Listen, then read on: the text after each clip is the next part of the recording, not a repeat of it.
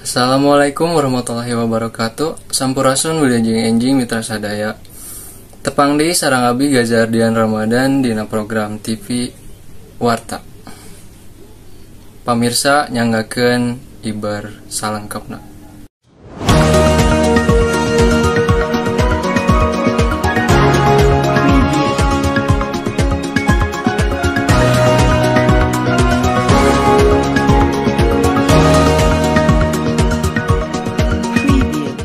Urang asup ka berita nu kahiji nyaeta malaria. Malaria jadi ancaman sararea di daerah tropis. Malaria teh kaasup penyakit jeung sebarna gancang pisan sarta tumarepna sakaligus. Ari anu nyebabkeunana di antarana nyaeta ruksakna lingkungan alam. Awalna malaria teh dilantarkeun ku reungit Anopheles sundaicus nu hirupna di sawah atawa di ranca. Hatur nuhun ka Gaza nu aya di studio. Tepangkeun nami abdi Syakila Fatazilopa. Di dieu abdi bade ngawawancara salah sahiji jalma anu aya di tempat. Punten ngawagel waktosna abdi Syakila bade ngawawancara ngeunaan penyakit malaria. Tepangkeun nabi abdi Patir Putra Pratama, mangga bade naros naon. Aya sabaraha wae korban anu kena penyakit malaria? Leuwih ti 1 juta jalma saban taunna. Oh, hatur nuhun.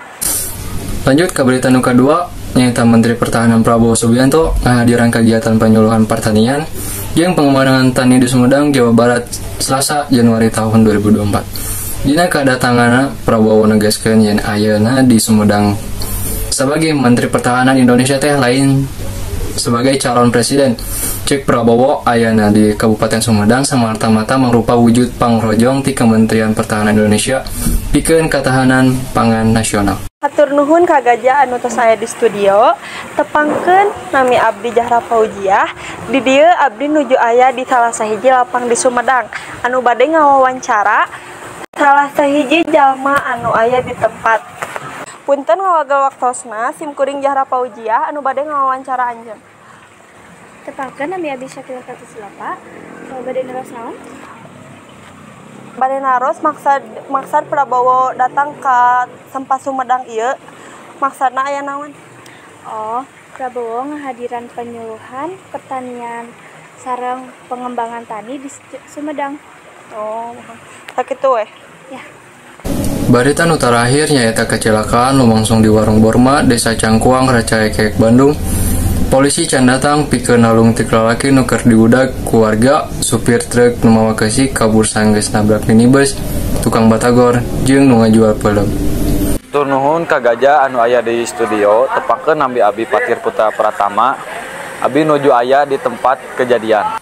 Punten ngawagel waktosna. Tepangkeun nabi abdi Patir Putra Pratama, abdi bade ngawawancara anjeun sareng saha?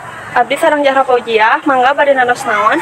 Kumaha kronologi di tempat kejadian? Sanggeus mobil truk nabrak mobil sareng padagang anu di sisi jalan. Manehna kabur. Santos kabur, manehna ninggalkeun mobil anu rusak sareng anu padagangna roda-rodana ngagoler di sisi jalan. Sakitu wae ti Warta TV, abdi Gazardian ngundurkeun diri. Wassalamualaikum warahmatullahi wabarakatuh.